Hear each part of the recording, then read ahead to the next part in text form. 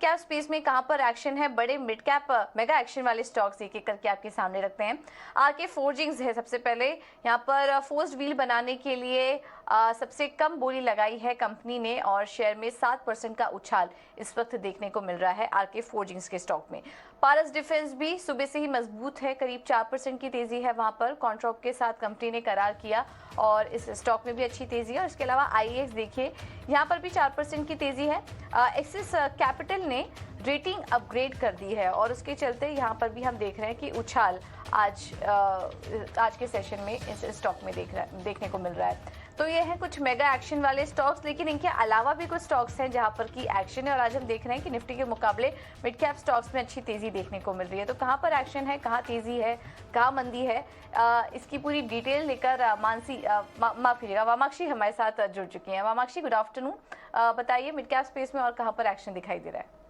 जी बिल्कुल, good afternoon पूजा। शुरुआत करते हैं हम कुछ टॉप गेनर्स के साथ। तो हम देख ही रहे हैं कि आईएक्स में काफ़ी मजबूत तेज़ी बनी हुई है।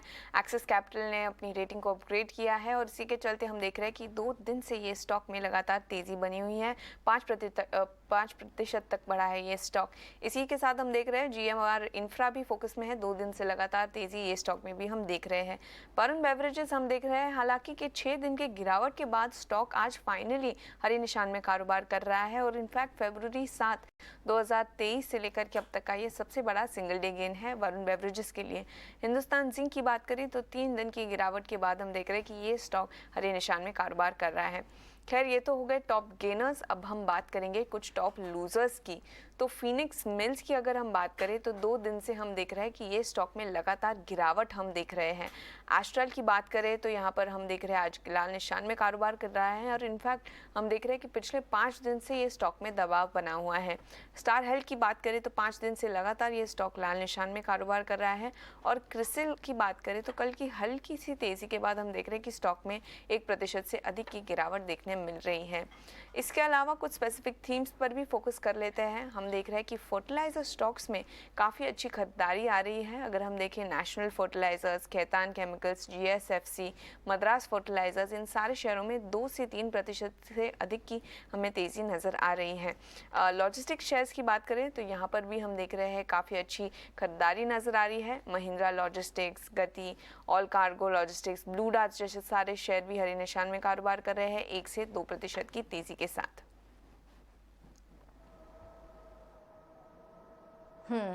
ठीक है। तो ये हैं कुछ मिड कैप में मेगा एक्शन वाले स्टॉक्स। इसके अलावा वामाक्षी भी बताइए कि खबरों वाले शेयर्स कौन कौन से हैं?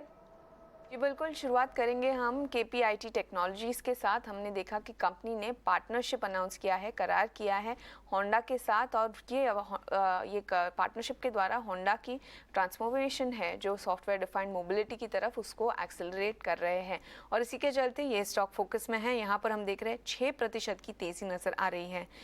ईकेआई एनर्जी सर्विसेज भी हमारे रेडार पर है क्योंकि कंपनी को एक टेंडर ऑर्डर मिला है कोची मेट्रो रेल लिमिटेड की तरफ से। कंपनी असिस्टेंस प्रोवाइड करेगी, कंसल्टिंग सर्विसेज प्रोवाइड करेगी और इसी के चलते ये ऑर्डर विन आया है कंपनी के लिए और 5% की तेज़ी ये स्टॉक में हम देख रहे हैं।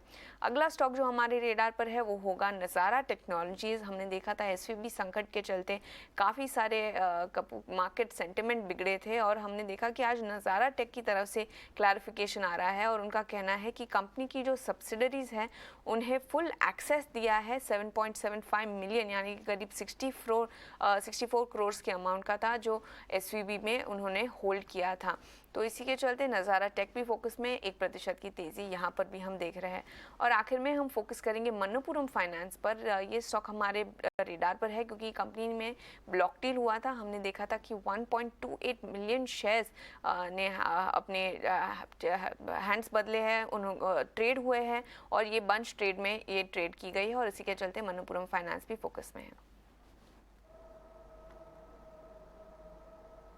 तो मन्नपुरम फाइनेंस में यहाँ पर कुछ फंड एक्शन हुआ है जिसके चलते इस वक्त इस स्टॉक में भी तेज़ी देखने को मिल रही है। इसके अलावा नज़ारा टेक, ईकेआई एनर्जी और केपीआईटी टेक्नोलॉजीज़ में भी हम देख रहे हैं कि आज शानदार तेज़ी है। मन्नपुरम फाइनेंस भी देखिए आपकी स्क्रीन पर जो ब्लॉक डील हुई उसके चलते 2% स्टॉक इस वक्त ऊपर दिखाई दे रहा है। बहुत बहुत शुक्रिया वामाक्षी आपका ये सारी जानकारी देने के लिए। चलिए अब एक एक करके स्टॉक्स पर चर्चा भी करेंगे और सबसे पहले खबरों वाले शेयर्स के चलते आज देखिए खबर के चलते आज हम देख रहे हैं कि काफी सारे मिड कैप स्टॉक्स में एक्शन है और इस वजह से इंडेक्स के मुकाबले देखेंगे तो यहाँ पर काफी अच्छा प्रदर्शन देखने को मिल रहा है। वरुण बेवरेजेस आज का टॉप गेनर और वहां पर हमने आपको रणनीति भी सुझाई, रुचित आपको बता भी रहे थे कि अभी भी आप खरीदारी करके चल सकते हैं। इसके अलावा केपीआईटी टेक, रुचित क्या व्यू बन रहा है आपका इस स्टॉक पर?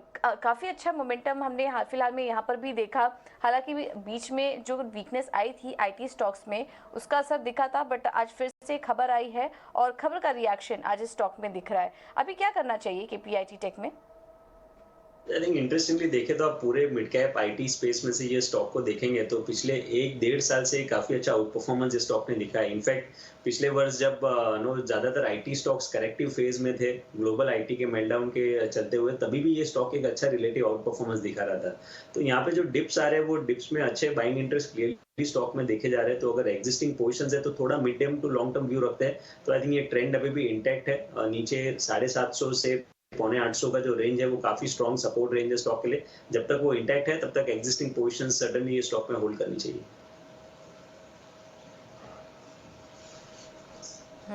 ठीक है, तो ये है राय केपीआईटी टेक पर। अभी भी चार्ट स्ट्रक्चर अच्छे ही दिखाई दे रहे हैं। देखिए खबर है उसके बाद स्टॉक इस वक्त अपने दिन के ऊपरी स्तर पर कारोबार कर रहा है।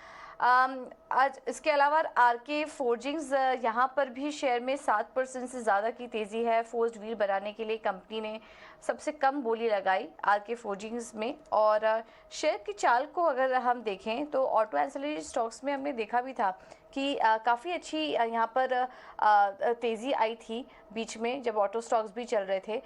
यहाँ पर भी उतार एक दायरे में कारोबार हुआ, लेकिन पिछले 6 महीने का चार्ट एक बार आपको दिखाते हैं। करीब 40% की तेज़ी इस स्टॉक में देखने को मिली है।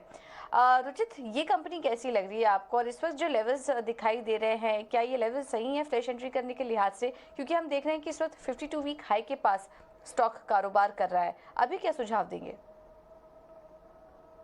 काफी स्ट्रॉन्ग है। हाई टॉप हाई बॉटम का स्ट्रक्चर पिछले 6-7 महीने से स्टॉक में बन रहा है वो अभी भी इंटैक्ट है। इररिस्पेक्टिव ऑफ देखिए मिड कैप स्टॉक्स में जो सेलिंग हमने बीच बीच में देखी है उसका असर ये स्टॉक्स में इतना ज्यादा नहीं हुआ है। तो एक रिलेटिव आउट परफॉर्मर रहा है। 255 के आसपास स्टॉक का काफी स्ट्रॉन्ग सपोर्ट रेंज है।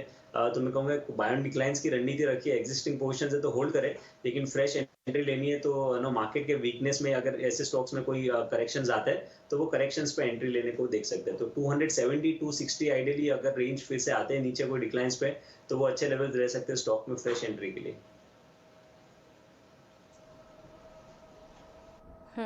ओके, तो ये रहा रामकृष्ण फोर्जिंग्स में फ्रेश एंट्री के लिए भी लेवल्स आपको सुझा दिए गए। पारस डिफेंस पर एक बार नजर डालते हैं। ओवरऑल अगर देखें तो स्टॉक में लगातार हम डाउन ट्रेंड ही देख रहे हैं। अभी हाल फिलहाल में डिफेंस स्टॉक्स में रिकवरी करने की जरूर कोशिश की और ऐसा ही कुछ स्ट्रक्चर पारस डिफेंस में भी दिखा। एक के बाद एक ऑर्डर मिले लेकिन कोई बहुत बड़ी तेजी दिखाई नहीं दे रही है। पारस डिफेंस रुचित अब अपने निचले स्तरों पर आ चुका है, निचले स्तरों के पास है। क्या एंट्री लेने के सही मौके देख रहे हैं आप इस स्टॉक में या फिलहाल अवॉइड करना चाहिए? और डिफेंस स्पेस में कौन सा स्टॉक है आपको जो भी अच्छा लग रहा है? पारस डिफेंस को थोड़ा और वेट एंड वॉच करने की सलाह रहेगी। Price wise correction although stock में अच्छा आया है पिछले कुछ महीनों में, लेकिन आप ओवरऑल डिफेंस स्पेस में देखेंगे तो स्टॉक एक अंडर परफॉर्मर ही रहा है। और ये स्टॉक ने जब पूरे डिफेंस सेक्टर्स भी एक अच्छा परफॉर्म कर रहे थे तो स्टॉक ने कुछ मोमेंटम नहीं दिया था। तो हो सकता है कि क्योंकि ओवरसोल्ड है, डाइवर्जेंसिस है, तो एक पुलबैक मूव नियर टर्म में रह सकते हैं जिसमें स्टॉक 520 या 550 तक के पुलबैक मूव दिखा सकता है। बट जब तक अच्छे वॉल्यूम्स के साथ ट्रेंडेड अपमूव या हाई टॉप हाई बॉटम का स्ट्रक्चर फिर से फॉर्म नहीं होगा तब तक आई थिंक फिलहाल मैं ये स्टॉक को वेट एंड वॉच लिस्ट पे रखेंगे और फिलहाल अवॉइड करने की सलाह देंगे। With in the defence space entirely देखें तो हिंदुस्तान एरोनॉटिक्स काफी अच्छा आउट परफॉर्मर रहा है। तो यहाँ पे कोई भी डिक्लाइंस आते हैं तो हिंदुस्तान एरोनॉटिक्स में बाय डिप्स की स्ट्रेटेजी रख सकते हैं। इसके अलावा बीडीएल भी है, भारत डायनेमिक्स, जहाँ पे लास्ट 5 महीने से मोर एक टाइम वाइज करेक्शन या कंसोलिडेशन फेज में है। सो यहाँ पे भी प्राइस वाइज करेक्शंस कुछ बड़े नहीं हो रहे।